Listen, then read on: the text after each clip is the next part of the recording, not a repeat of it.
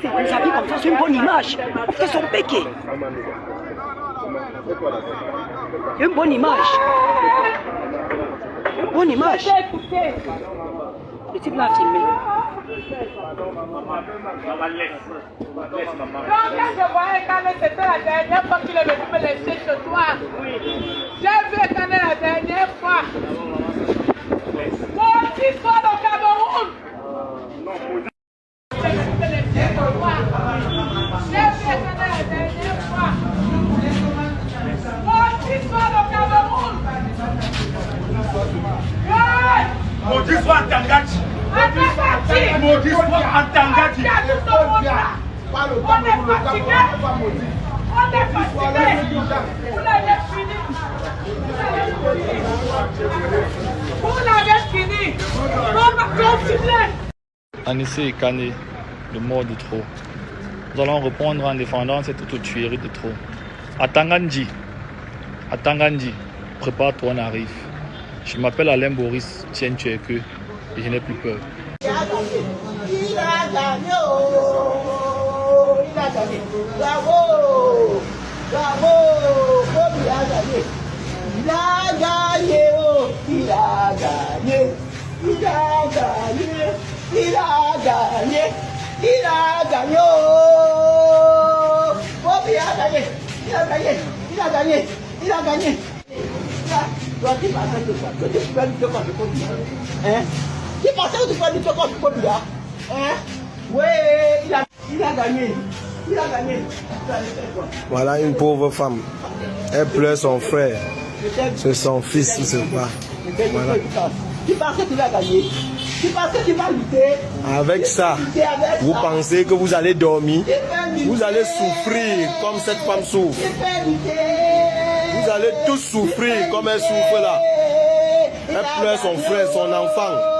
Il y a des images qui marquent un pays plus profondément que n'importe quel discours officiel. Aujourd'hui, ce sont les scènes qui se déroulent au siège du Manidem à Douala qui secouent la conscience collective. Là où résonnaient autrefois les voix militantes d'Anissette et Kane, ce sont désormais des cris de douleur, des sanglots, des mains qui se lèvent vers le ciel comme pour demander à Dieu pourquoi tant d'injustices continuent d'écraser ce peuple. Ce n'est plus un simple deuil politique, c'est un cri national, un cri brut, un cri qui dit « assez ». Assez de cette spirale d'incompréhension, de décisions imposées, de mépris, de violences silencieuses. Assez de cette République qui répond à la souffrance par des procédures froides et au désespoir par l'indifférence. Le climat en Manidem aujourd'hui n'est pas seulement tendu, il est accablant, presque irréel.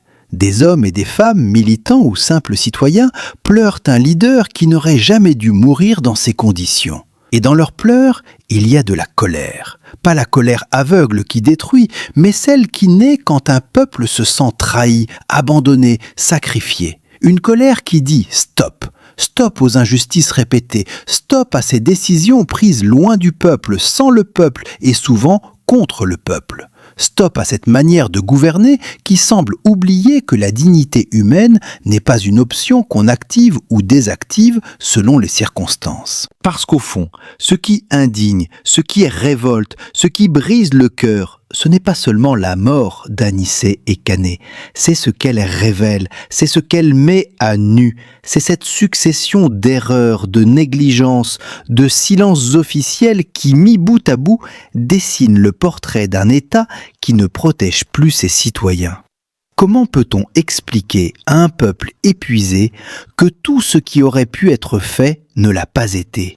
Comment leur dire de rester calmes, dignes, disciplinés, alors qu'eux-mêmes voient de leurs propres yeux que la dignité n'a pas été accordée à l'un des leurs? Dans les rues autour du siège du Manidem, les murmures deviennent des accusations, les accusations deviennent des pleurs, et les pleurs deviennent des slogans de désespoir. Ce ne sont pas des appels à la haine, non, ce sont des appels à la justice. Ce sont des citoyens qui disent « Pourquoi toujours nous ? Pourquoi toujours ainsi ? Pourquoi ces drames se répètent-ils encore et encore, comme si la souffrance des Camerounais n'avait aucune valeur ?» Aujourd'hui, ce peuple ne demande pas le chaos, il demande la vérité, il demande le respect, il demande la décence la plus élémentaire, qu'on traite ses morts avec humanité et ses vivants avec responsabilité. Mais pendant qu'au Manidem les larmes coulent, pendant que les prières se mêlent aux cris, la question qui traverse tous les esprits est simple, presque brutale.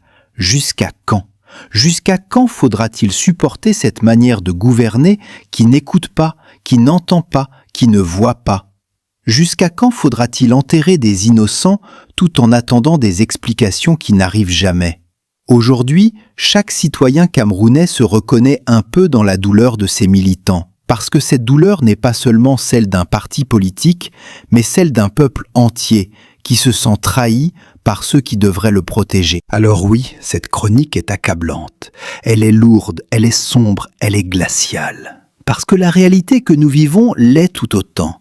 Parce qu'il est impossible de garder un ton neutre quand un peuple entier pleure et se demande si sa vie compte encore. Aujourd'hui, la colère du Manidem n'est pas une menace, c'est un avertissement. Elle nous dit que la nation arrive à un point où elle ne peut plus absorber de nouvelles injustices. Elle nous dit que le Cameroun réel, celui qui vit, celui qui souffre, celui qui endure, est fatigué, épuisé, brisé, et que ce peuple n'a plus la force de supporter de nouvelles humiliations. Il n'y a rien de violent dans ce que les citoyens expriment, il n'y a rien de dangereux. Ce qui est dangereux, c'est cette indifférence officielle qui persiste malgré les cris. Ce qui est dangereux, c'est ce système qui semble croire que l'on peut continuer à ignorer la douleur d'un peuple sans que cela ne laisse de traces.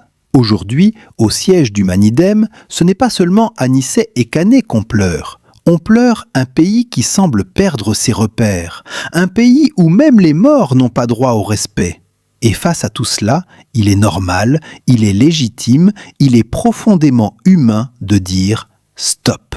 Stop à la mascarade, stop à la froideur, stop à cette manière de gouverner qui nous déshumanise. Ce qui se passe aujourd'hui à Douala doit être un signal. Un signal pour tous ceux qui ont encore un minimum de conscience. Un signal pour rappeler que les Camerounais ne demandent pas des privilèges, mais simplement un peu de respect, un peu de vérité, un peu de justice, rien de plus. Et pourtant, apparemment, c'est déjà trop pour certains.